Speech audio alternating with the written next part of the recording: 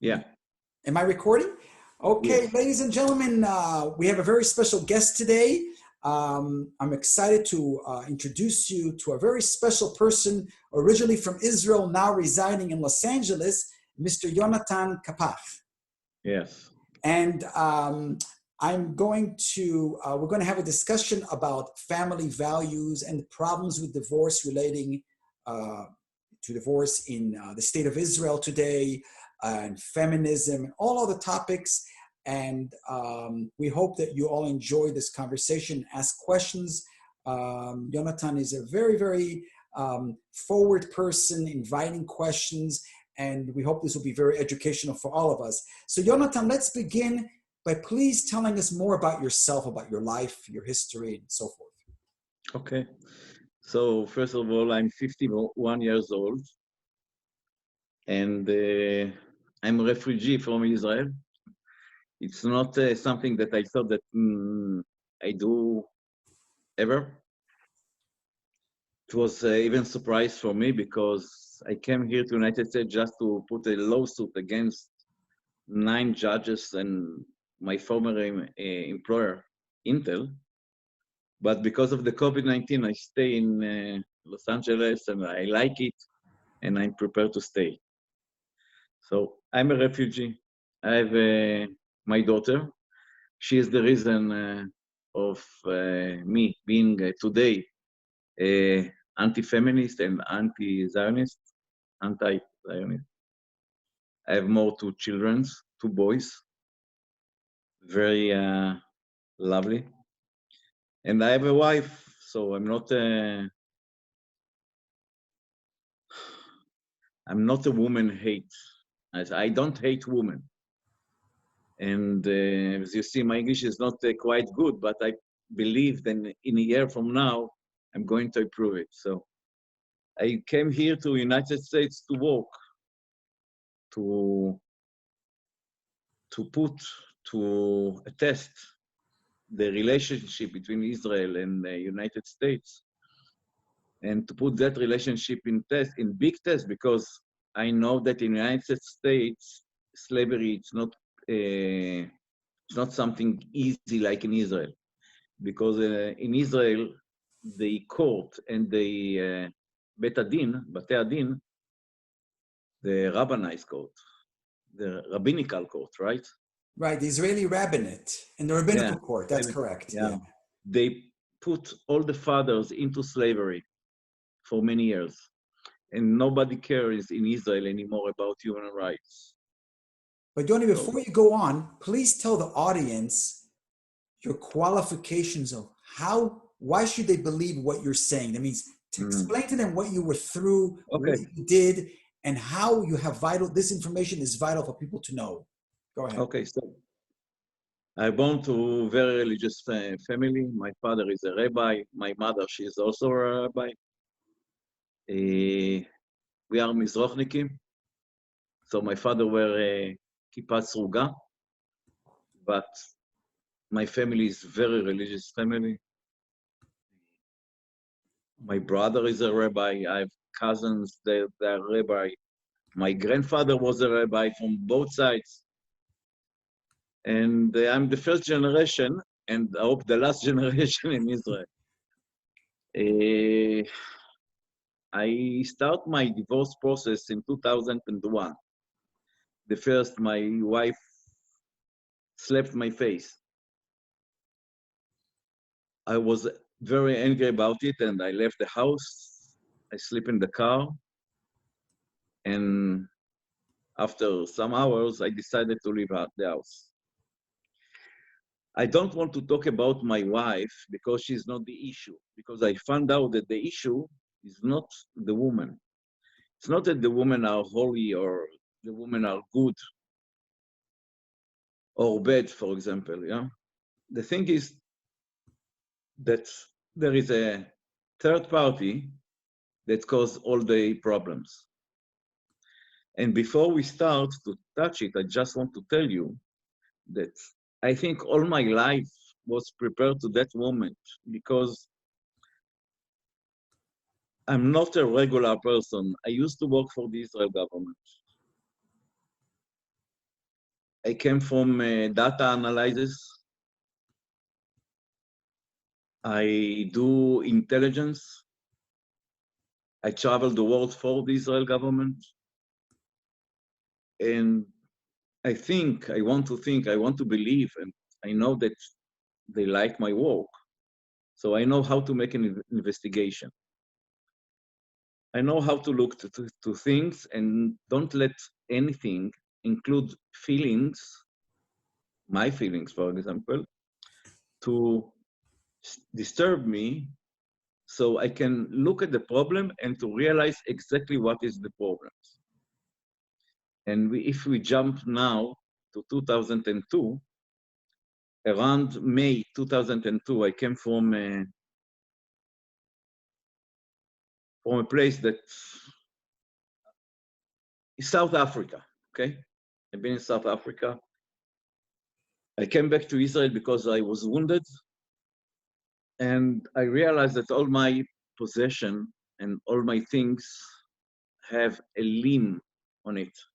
So I couldn't even pay for the gas of my car. What When do I you mean start by check it, what did you mean by all your possessions have a limb? Like a limb on lien. an arm? No. Everything was held by the government, by the Oh, a court. lien with an N. You had a Lien, lien on yeah, all your property. Okay. I yeah. understand. And I was surprised, and I called to the bank, and nobody, the manager of the bank, which I know, he told me that he don't know about it. Actually, after all, I realized that he knows exactly why it happened, but maybe he didn't want to tell me, because this is not something good to tell the person Friday evening. So I went to the court and I realized that there is a $500,000 lawsuit against me for child support, because my ex-wife demanded 20,000 shekel per month to one child. Yeah, That's very exorbitant. 20,000 shekels. Then it was about $6,000 a month. For how many children? One. Wow. Okay. Yeah. But Yoni, it's funny. In the United States, if the government puts a lien on your property, that's after you go to court and the judgment is against you and you don't pay. But it looks like in Israel, they put the lien before you even went to court. So we start our conversation at that I told you that in Israel, nobody have human rights. Mm-hmm. I didn't realize that time, but now I know for sure that in Israel, nobody have human rights. But if you are a man, they can do to you whatever they like, include everything. So I went to the court with my lawyer, because I had to take a lawyer. And the judge, just after 3 months, they didn't let me to go directly to the court because I didn't have an appointment with the court. So 3 months I had to wait for the time that we are going to meet the judge. When I saw the judge, I told him, look, you took all my money and I'm not a kid. I need money for living. I need money for gas. I need money for eating. He told me, sorry, when you finish the procedure, we can talk about it. So he didn't release the lien. Okay? I can tell you now, and for the audience, that this lien never removed. And that's another issue that we can talk about it, but it's never released. Nobody tell me that lien going to stay all my life, but that's the reality. And now you have to understand that when you are a man and you are going to the family court, you never hear the truth, nor from your lawyer or from anybody else. And I think the most problem is that nobody knows where is he going. Because I start asking friends that they divorced. I had one at that time. And he don't know anything about it. And I asked him, why? How can you don't know anything about it? Because you're divorced and you are not seeing your kids? You're a bad father? Why you are not going to see the kids? And he told me, look, I want to see my kids, but I can't. Yonatan, She sorry to don't, interrupt. When they put a lien on your property, what I want to know is when it comes to your children, did they also not let you see your children the whole time before the court case started? that's the thing that my ex-wife, she's after all, she's a good human being. It, just one time she tried to do it, but it wasn't be the problem. From the beginning, she let me to see my daughter whenever I like. Okay. So in this field, I can tell you that my position is better than most of the people that I know that had divorce, except those that, put their hands up and give up and surrounded without a fight, okay? Maybe they are smarter. But at that time, I thought that because of my position, because of my work, because of my experience, and because of my power, I can fight this fight and win. I didn't know this is a lost case. Mm-hmm. I didn't realize that time how corrupted, how Nazis the court in Israel. And the same, by the way, it's the same with the Bate Din. So there is no difference if you go to Beit Din or Rabbani, or if you go to the family courts. It's the same. It's the same Torah. So you're The saying the Torah. Rabbanut in Israel is just as corrupt as the secular court systems there? Yeah, there is no difference. Zero difference between Bate Din and Bate HaMishpat LeMishpacha. It's the same. The family courts and the rabbinal court are the same, completely the same. They are identical. Do they work together or opposite each other? Do they They help each other? fighting, they fighting on cases. The meaning is that the rabbinal court wants people to come to him when they are divorced. And the family court, they want people to come to the family court when they are divorced. Now, in Israel, the situation changed because of Bet HaMishpat HaElyon. That's the wings of the rabbinal courts, and now they can handle just in divorce cases, just the get and the ktubah. And if the both sides agree to deal in rabbinal court, they can do it. But if one of the sides, which usually it's the woman, but I think that there is no difference at all. If one of the sides don't want, the rabbinal court cannot deal with So, the so if one of the sides wants to go to the civil court, how does the civil court get them a get if only the rabbinical court handles the get? except the get. I said except the get. Okay, Yeah, I see. except the get and the ktubah. Tuba, Yeah, I see. Why all would they you are see, if they're both corrupted, why would somebody opt to go to the secular court and not to the rabbinical court if they're both corrupted? because people believe in superstitions. Okay. Why people believe in Israel that we have a state? Why? We don't have a state in Israel because in Israel, my human rights vanished. I Mhm. have no human rights in Israel, but if I go to the United States, I'm a human being, suddenly. Even I'm a refugee here. Right. So here in the United States, I can get a human being attitude, a human being rights. But in my country, I have no rights. But They Yonatan, can do. why, well, I'm sorry to interrupt you. Why do you think they took away your human rights? What is the underlying problem in Israel that caused you to lose your rights? Okay, the major thing is that Israel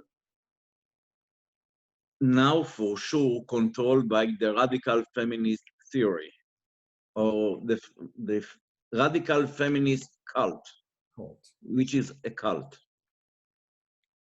Even the Rabbanut, it's a cult because it's almost have no connection to the Judaism.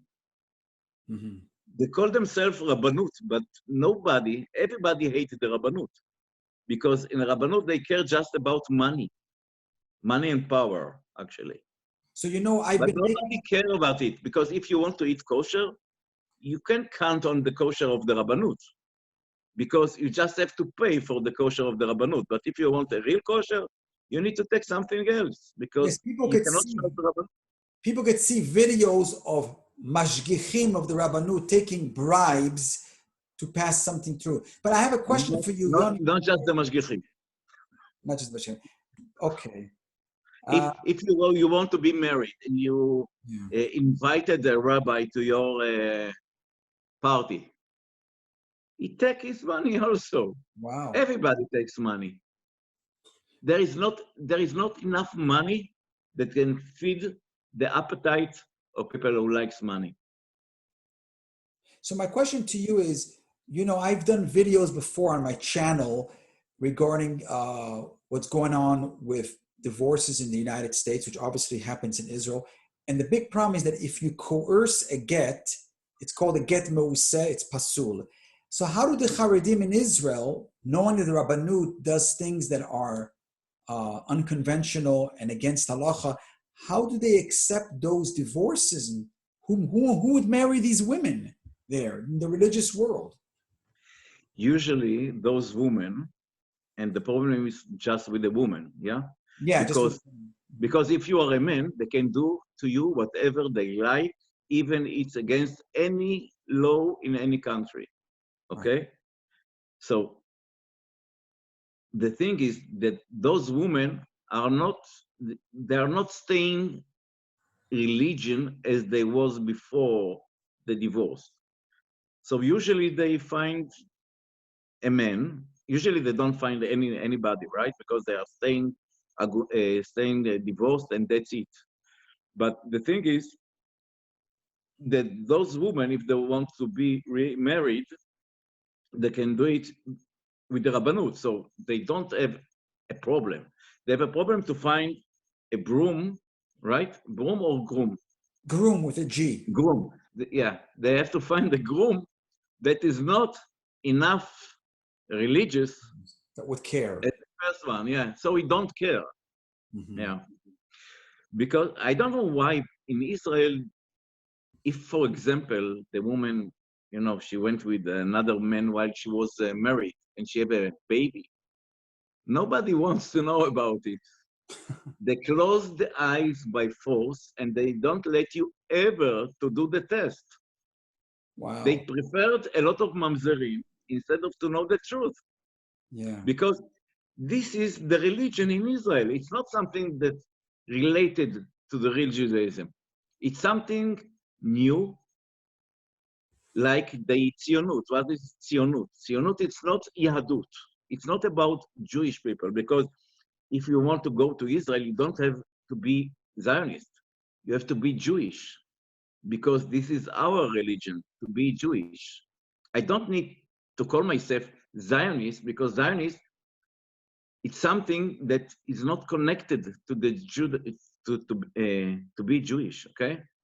They invited the Zionists because they don't to be called Jewish. That's my theory. And I know for sure today, I know, but I know it for many years, that those who build this country, those who fight to go to this country and to have a country, to have the state of Israel, they did it, and they used the religious people to come to Israel just because of the wars, because they need the blood. They need somebody to die for the purpose. And that's it. Now they think that they don't need us anymore. Right. So, I'm going to get back to that question about the Zionists, but I want to ask you a very important question. One of the things the chief rabbinate has been doing to foreign citizens who are visiting Israel and did not give their wife a get in their respective home country, they arrest them. They do a Tzav Ikuv, throw them in jail. Yeah. My question exit order. Huh?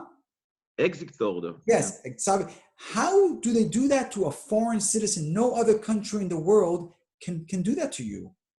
How do they get away with that? As I told you, in Israel, men have no human rights. That's it. Look, there is a woman from Australia. She was raping her students. Mrs. And Lee. they don't let, and for many years, they don't let this woman to be extorted. Extricate. Yeah.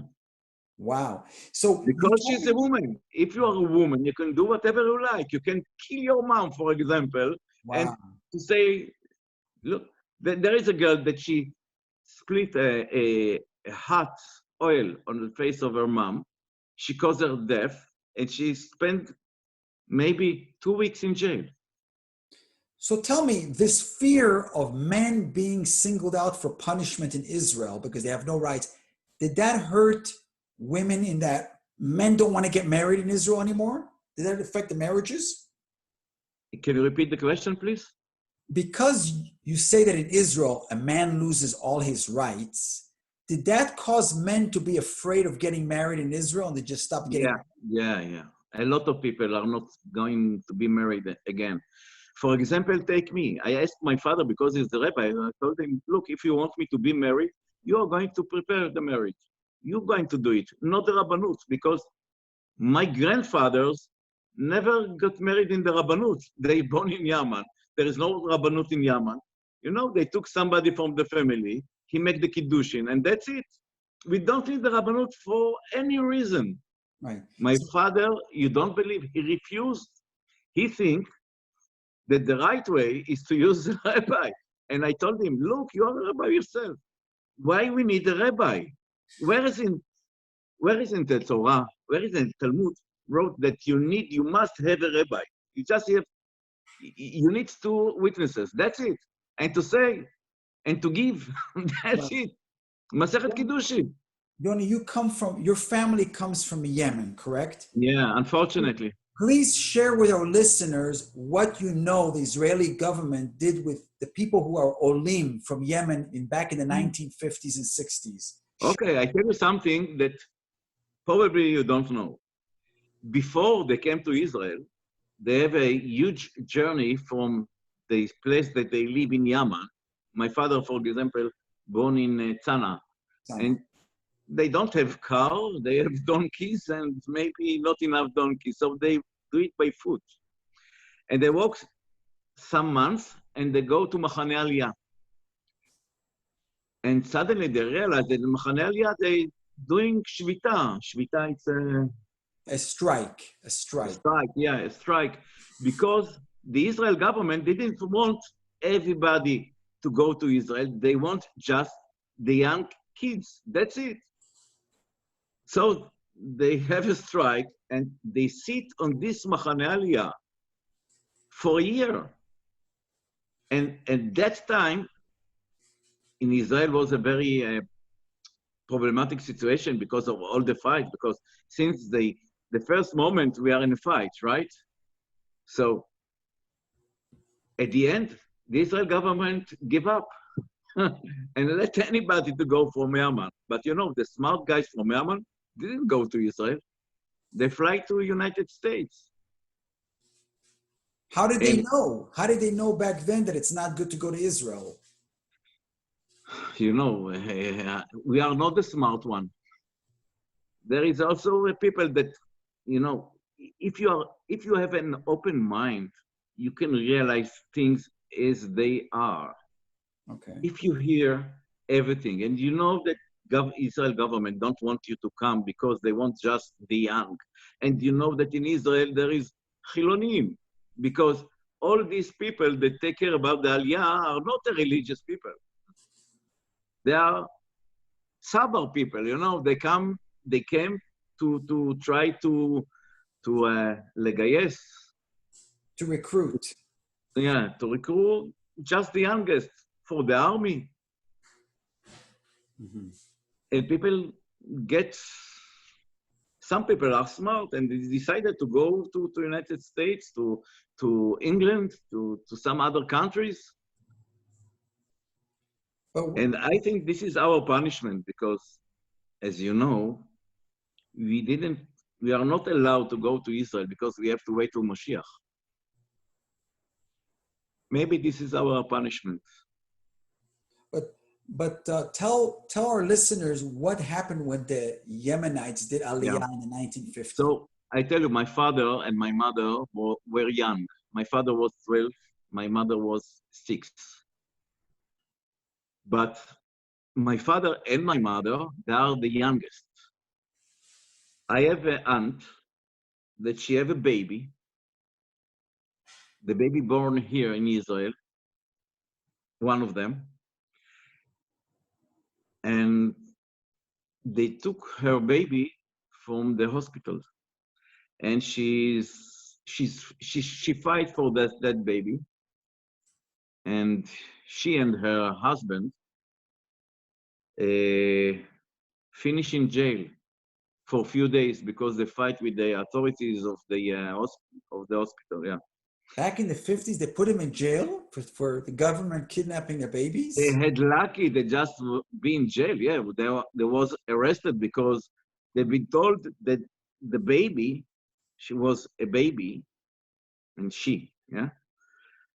and the fight for the baby because my aunt says that she knows that the baby she didn't was sick and she want to see a body and she make a lot of trouble. So they beat her actually, and put her husband in jail. And then she forced to give up. And she didn't give up actually because before 30 years she opened an investigation and she found her baby. But you know, as we know, that our kids are not our kids anymore, and we call it in Israel ילדים מנוכרים, which means that our kids don't want to see us anymore because Parental alienation. That's what yeah. So she refused to have a relation. By the way, my aunt, she's in life yet, but she's very old. So your family was very Zionistic, and today you became staunchly, I understand, anti-Zionist, staunchly. Yeah. And what made you have that decision? What happened in your life that you decided not only not to be Zionistic, but to fight them to the end? Yeah. What have they done to you? I can tell you, it's very simple. If somebody goes and take your children away from you, and he give you no rights to do whatever you think which is the best for your kids, there is no difference between him and the Nazis. The Nazis did it also. If somebody take all your money and put you into slavery, it's not your friend, it's not your brother, it's your enemy, like the Nazis. If somebody took your passport and tell you that you are arrested in your country and you cannot go wherever you like, he's a Nazi. The Nazis did it. So how could be, I give you, you know what, I want to give you another example.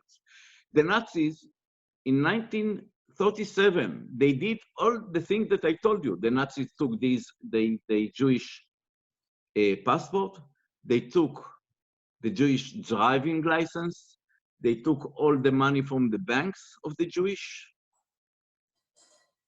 and the Zionists do the same thing. So what is the difference between Nazis and Zionists?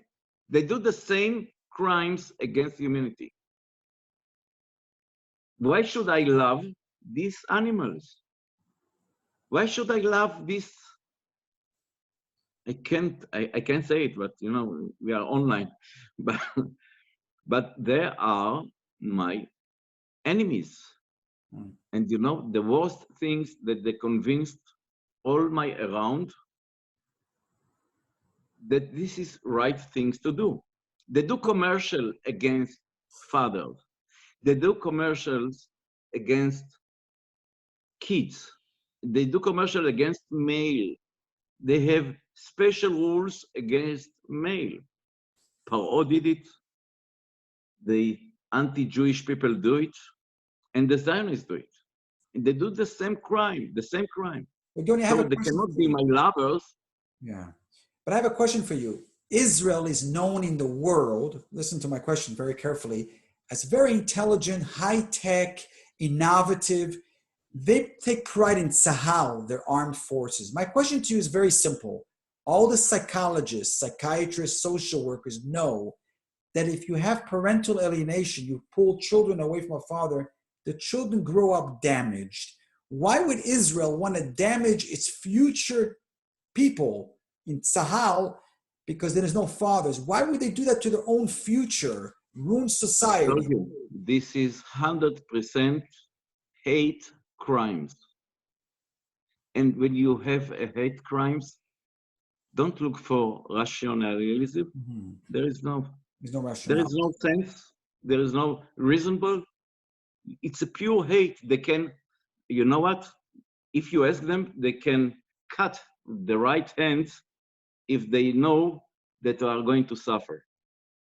They can do what they can do the whole in my side of the ship, and they want to see me drowned, although they are going to be drowned after me. They don't care. Do you believe this is the same syndrome that happened in Israel with the Altalena ship where Jews were killing Jews? Do you think Yeah. there's some This is connection? not the only case. This is not the only case. There is a lot of cases like this because the Zionists, before Israel become Israel, they start killing each other. Mhm. You know, they did it in the same in the Holocaust because the Holocaust we have the Judenrats, right?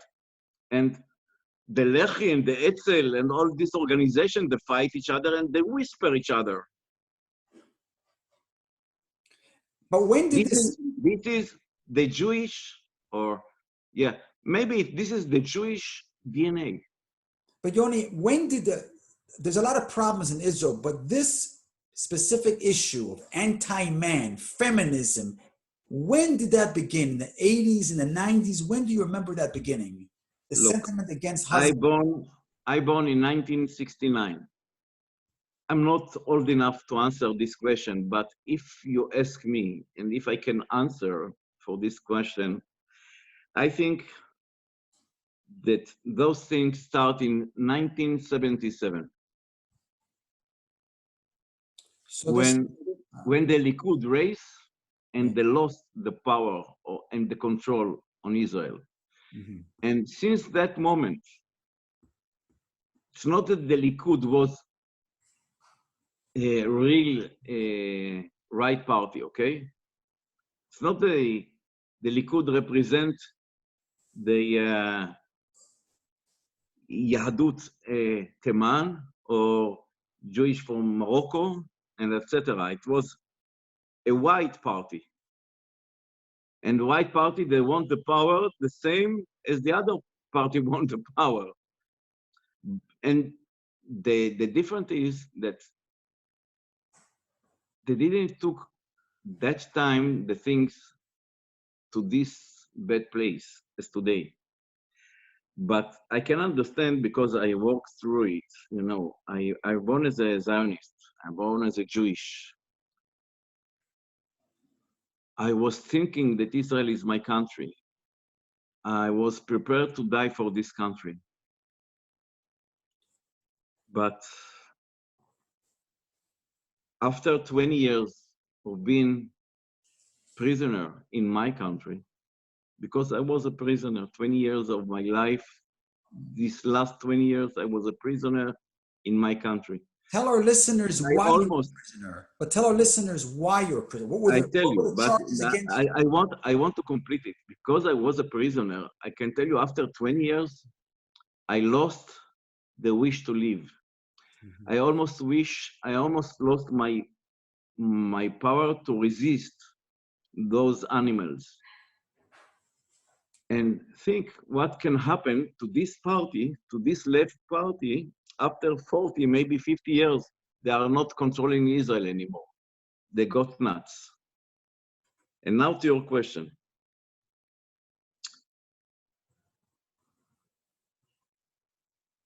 Just because I divorced,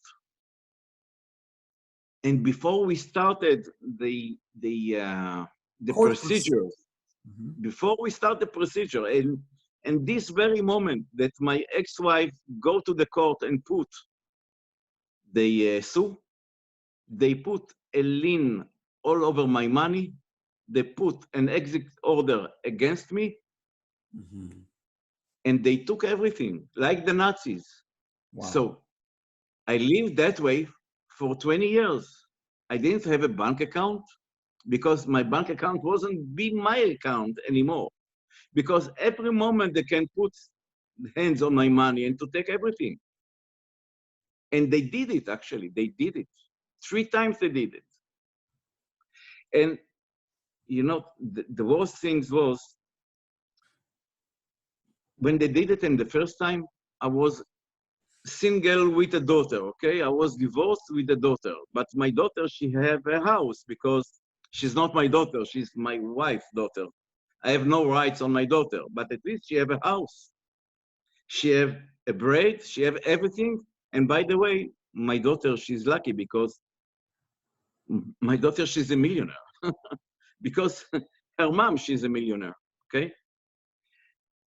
But when they did it the last time, when I have 2 boys and a wife, my wife, she have a cancer. She have a leukemia.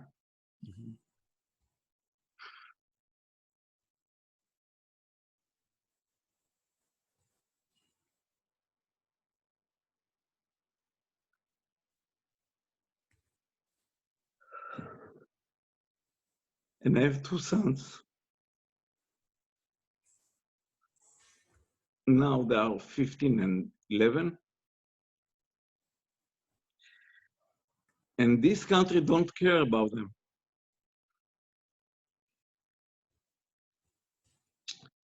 They have no problem to take all my money and to put me into slavery 3rd time.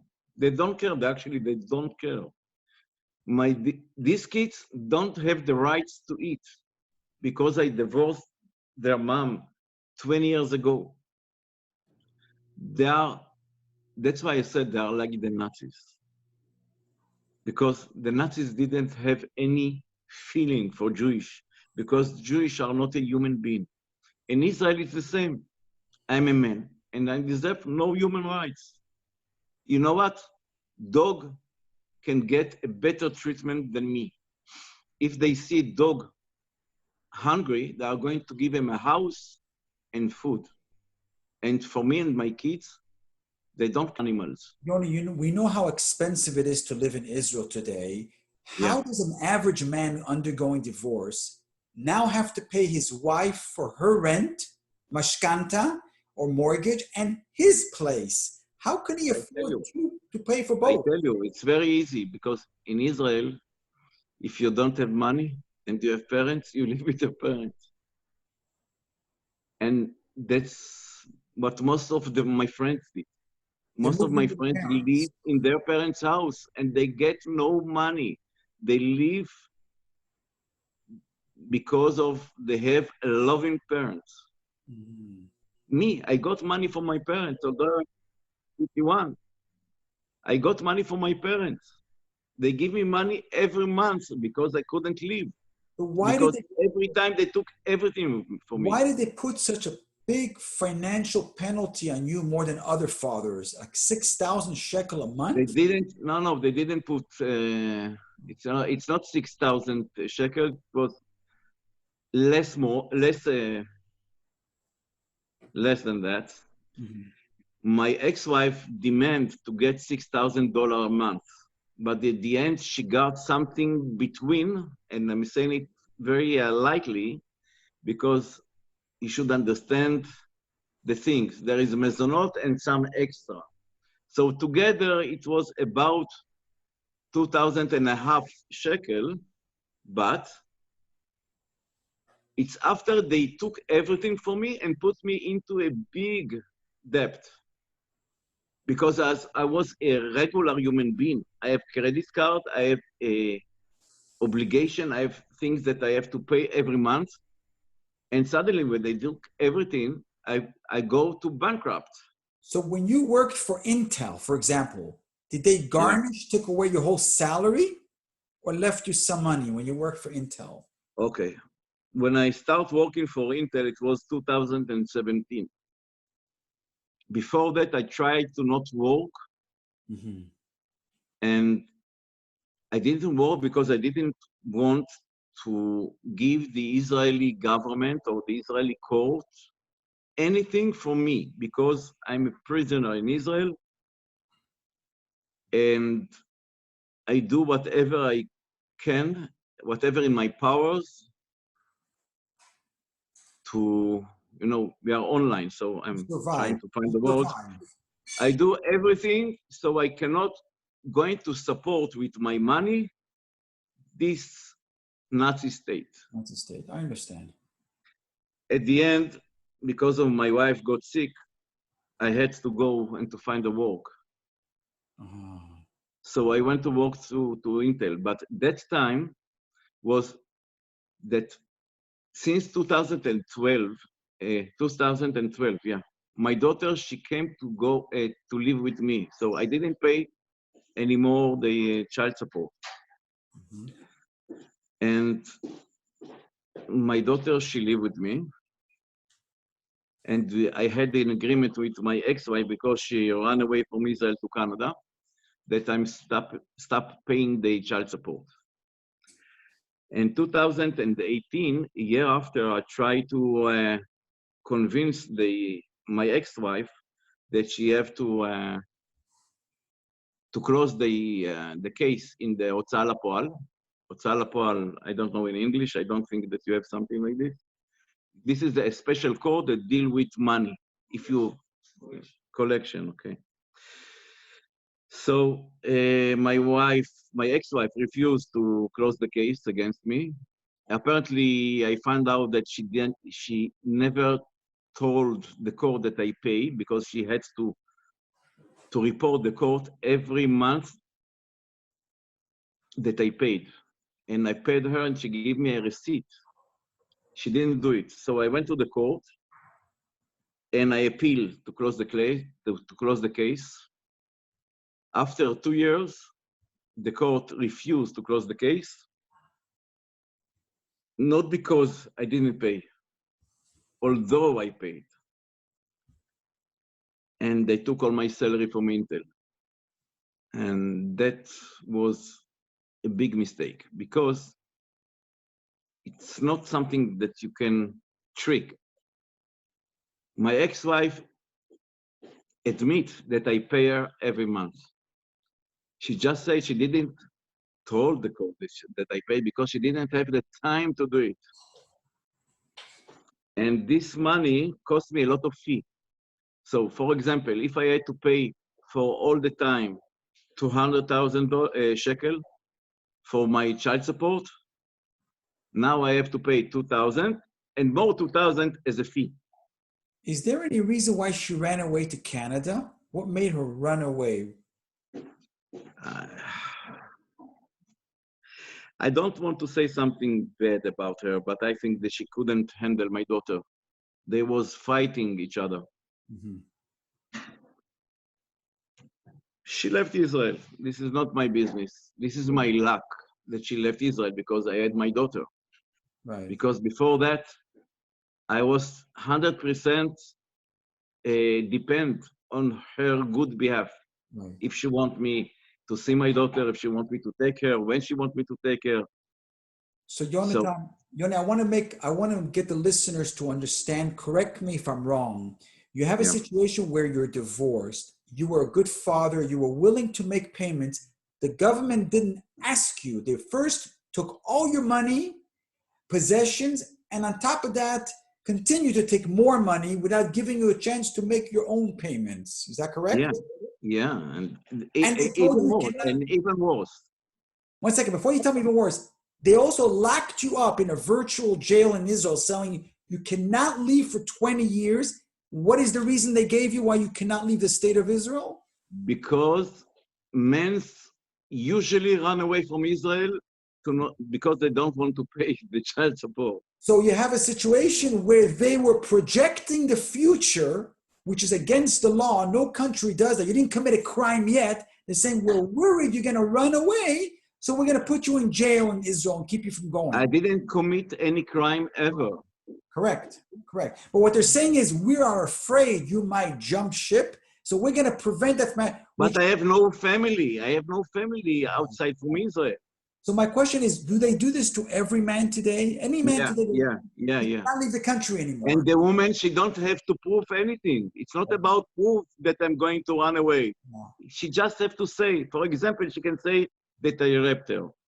If she says that I raped her, going through jail. Yeah.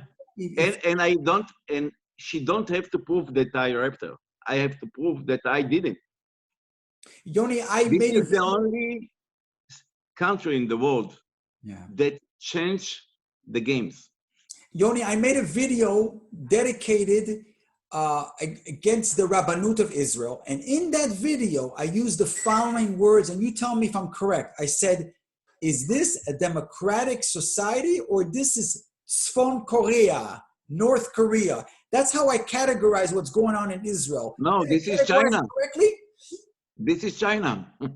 You're saying it's China. Okay, but North Korea is just a democratic state start with demo. And Israel, it's a demo country. Okay. Yeah. So according to what you're describing, this is the biggest, the Israel is the only democratic country in the world that created the biggest deception. On the outside, they present themselves as democratic, but it's very bad. Once you get into the country, you realize quickly that you are a prisoner of theirs, essentially. Look, the Nazis did the same. Mm-hmm. They invested a lot of money and a lot of efforts to convince all the world that they're doing the right things. Yes, yes. They're doing the same.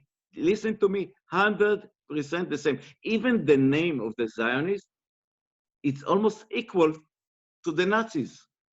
Yeah, you're right. So let me ask you. It's almost the same. Even the name they took it. Why? What is the reason to take the name of the Nazis and to change the name? Yeah. It's almost the same. Why to do it? So if you hate it so much, you are not going to do it. But if you have the same idea, the same manifest, then you do it. So Yoni, before we conclude today's segment, I want to ask you one last question, and that is, how does the ultra-religious, the Haredim in Israel, they don't like the Rabbanut, so how do they get divorced? What did they do if they have to get divorced? They have internal system. They don't care. They are not signing in the Rabbanut. The Haredim not going to Rabbanut. At all. They have a separate system. And the Rabbanut doesn't try to arrest them for avoiding the Rabbanut, which is a government entity? Look, it's going to be a very huge fight. Just for example, the Chilonim try to make a hechsher for the food, not with the Rabbanut. They take in somebody, which is a religious and maybe sometimes is a rabbi, and they're writing that the food is kosher. So the Rabbanut go and fight with them, and now we have in Israel a law that this is a criminal to write on the food it's kosher unless the Rabbanut did it. But if you are badat, you can do it. And the Rabbanut's not going to fight with you. Right, right. This is about power. When you are small, they can do something to you. But if you are strong enough, they're afraid. It's all about money. Right. So we are short of time today. I want to conclude by thanking you, Yoni. You are a big hero. I'm glad that you came on. I hope you're going to come on again. We're going to continue this segment of exposing corruption in Israel today, both in the rabbinate system and in the secular system. And people like you that bring attention to people, warning them, know what you're getting into. And I hope your advice and your suggestions and experiences will help save people from tragedies in Am Yisrael. So I want to bless you with God bless you with only good mazel and atzlacha. And our listeners, we're going to come back again and interview again. And you have any last words you'd like to share with us before we conclude? Yeah, I came here to United States to work, but I cannot do things by myself. I need people to join me. Because together, we can solve this Zionist problem. Just together, if we are trying to do things by ourselves, it's not going to work. If we want to beat this system, this Nazi system, we must join together. So do you want to give people a way to contact you? Or... Yeah, and we must build an organization signed and, you know,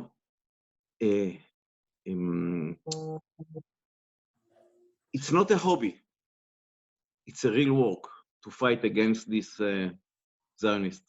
Now, and we must reunion, and we must build the union. Now, for someone who doesn't live in Israel, explain to them why it's important that we get involved and join together to fight this. How does it affect those American people that are in the United States? Israel is just the place to make the test. In Israel, this is a test. When the test finished, it's going to be here. It's going to be everywhere. So what you're saying is all the corruption, especially when it comes to the rabbinate and that kind of stuff, is being done in Israel. And after they succeed there, they bring it abroad. Well, Yeah. As you know, Yoni, we have feminism in the United States too. I've been a victim of feminism. A lot of other men have been a victim of feminism. But we have a lot to learn from each other. And I hope with this partnership that we gather together and learn from these experiences, we'll grow stronger and we'll try to put a stop to this, or to at least educate people how to be careful not to fall into any traps. Yeah. Yoni, thank you so much. Chazak Baruch, you're great. We're going to meet again, and let's stay in touch. Looking forward.